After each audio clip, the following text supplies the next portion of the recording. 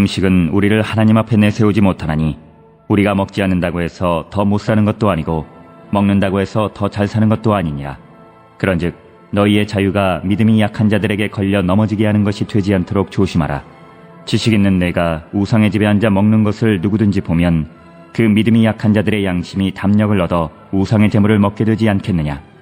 그러면 내 지식으로 그 믿음이 약한 자가 멸망하나니 그는 그리스도께서 위하여 죽으신 형제라. 이같이 너희가 형제에게 죄를 지어 그 약한 양심을 상하게 하는 것이 곧 그리스도에게 죄를 짓는 것이니라. 그러므로 만일 음식이 내 형제를 실족하게 한다면 나는 영원히 고기를 먹지 아니하여 내 형제를 실족하지 않게 하리라.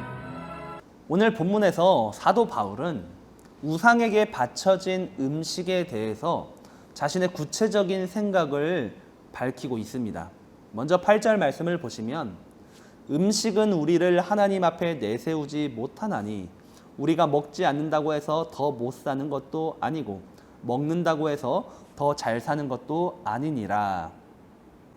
사람이 이 먹는 음식이라는 것이 있죠. 이 음식의 가치는요, 중립적입니다. 이 음식이 아무리 이방 신전에서 우상에게 제물로 바쳐졌든지 제사상에 올라가서 조상들에게 바쳐졌든지 그렇지 아니하든지 상관이 없다라는 것이죠. 음식 자체는 결코 선하지도 악하지도 않습니다. 왜냐하면 음식은요, 하나님과 이 성도가 관계를 맺는 데에 아무런 영향도 주지 못하기 때문입니다. 그렇기 때문에 음식을 먹는 것 자체도 먹지 않는 것 자체도 중요하지 않다는 것이 사도 바울의 견해라고 할 수 있습니다. 그런데 보통은 교회가 이것을 먹느냐 또한 먹지 않느냐로 다투고 갈등이 생기는 것이 현실이라고 볼 수 있습니다. 쉽게 말하면 비본질적인 요소를 가지고 교회는 갈등하고 다투고 있다는 것이죠. 이것 자체는 중립적입니다. 이거는 하나님과 또한 구원과 복음과 사실 관련이 없는데 중요한 건 이 본질을 가지고 갈등이 발생하는 것이 아니라 본질 외의 것들, 어떠한 인간의 열심이나 인간의 행동이나 인간이 이것을 해야 되느냐 말아야 되느냐 그러한 판단으로 다투고 갈등하고 있다는 것이죠. 바로 우상에게 바쳐진 이 재물을 먹는 문제는 이러한 문제와 연관지어서 생각할 수 있습니다. 중립적인 것을 가지고 갈등이 발생한 것이죠. 9절 말씀을 보시면 그런즉 너희의 자유가 믿음이 약한 자들에게는 걸려 넘어지게 하는 것이 되지 않도록 조심하라고 바울은 말하고 있습니다. 음식이라는 가치는 중립적이기 때문에 사실 이것을 먹든지 먹지 않든지 그리스도인에게는 자유가 있는 것은 사실입니다. 선한 것도 악한 것도 아니기 때문에 그리스도인에게는 어떠한 종류의 행위를 하든 자유가 있다는 것이죠. 그런데 이 자유의 성격은 교회의 다른 지체들을 위한 제한이 있는 자유가 되어야 한다는 것이 바울의 견해입니다.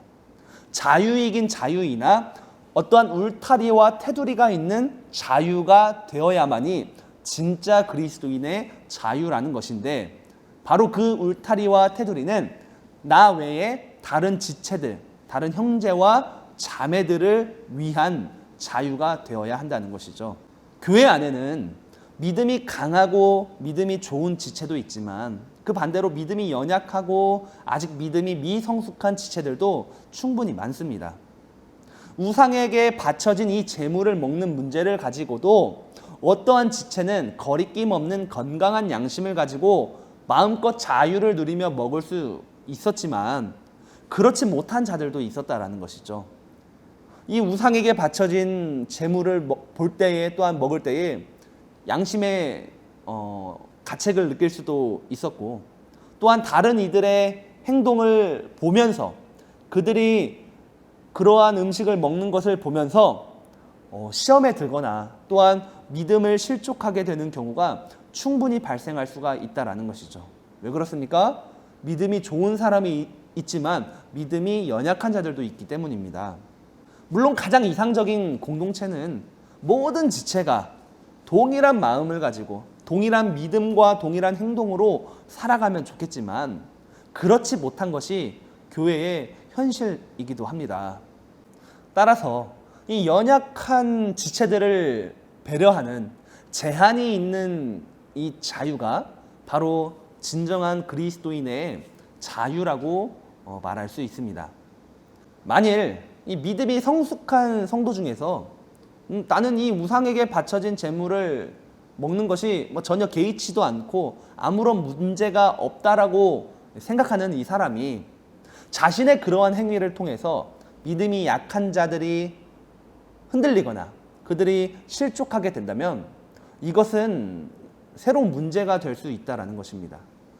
그러니까 우상에게 바쳐진 제물을 먹느냐 먹지 않느냐가 중요한 것이 아니라 이 문제가 중요한 것이 아니라 누군가가 이 행위를 통해서 상처를 받거나 실족하게 된다면 그것이 정말 큰 문제라는 것인데 이러한 결과에 대해서는 바울은 12절에서 이렇게 말합니다.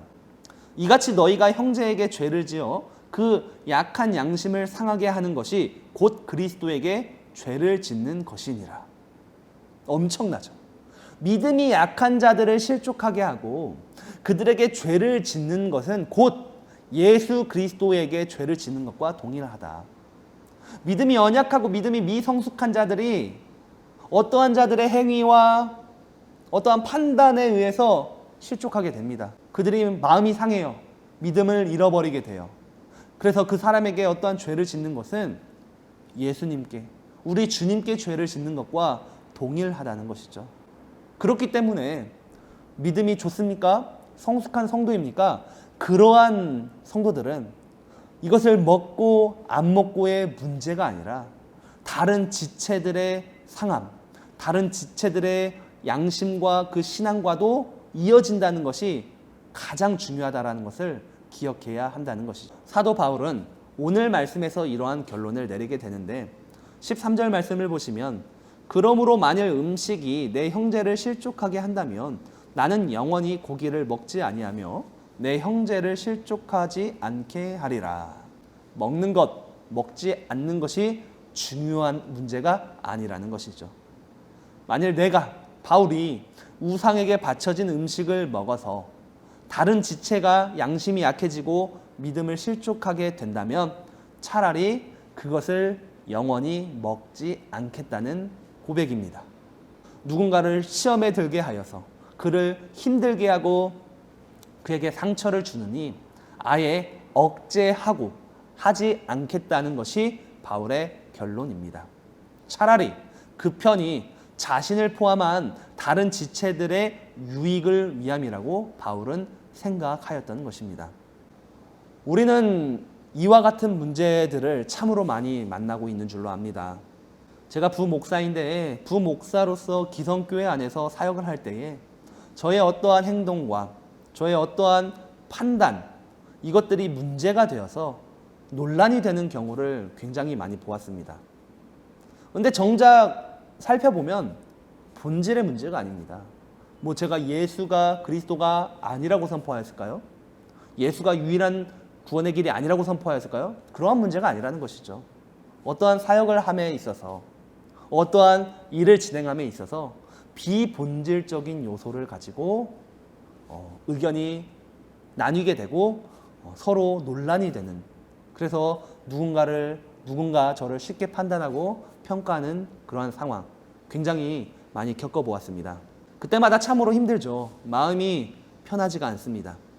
사람들의 평가와 이 판단은요 각기 다릅니다. 그들은 자신의 생각을 고수하고 주장합니다.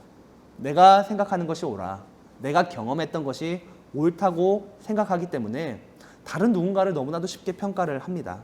그래서 상대방은 상처를 받기도 하고 마음에 실족하기도 합니다. 여러분, 목사들도 마찬가지예요. 믿음이 성숙해진 것처럼 보이지만 때로는 믿음이 연약할 때가 있고 그러한 평가와 판단 속에서 믿음을 실족하는 경우가 굉장히 많습니다. 여러분들은 어떠하십니까? 여러분들의 가정과 직장과 학교와 교회 안에서 이와 같은 문제들을 만나 보았을 것이라고 생각합니다. 여러분들의 판단 또한 여러분들의 행동을 통해서 갈등의 요소를 제공했든지 또 누군가를 시험케 했든지 이러한 문제들을 한 번씩은 경험해 보았을 것이라고 생각되어집니다. 여러분, 그때마다 우리 함께 기억하시기 바랍니다.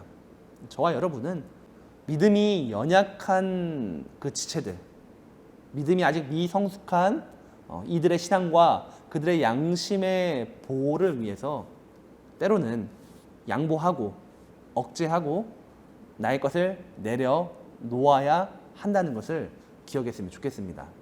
적어도 자기 자신이 믿음이 성숙하고 오랜 신앙생활을 해온 지체라면 더욱더 그래야 할 것입니다. 나의 것을 억제할 줄도 알고 또한 나의 것을 양보하고 내려놓을 줄도 아는 성도가 진짜 성숙하고 참된 자유를 누리는 성도라고 생각이 되어집니다. 오늘 본문도 바울은 그것을 말하고 있다는 것이죠. 물론 이것은 말처럼 쉽지는 않습니다. 그러나 언제나 주님의 사랑을 기억해 보십시오.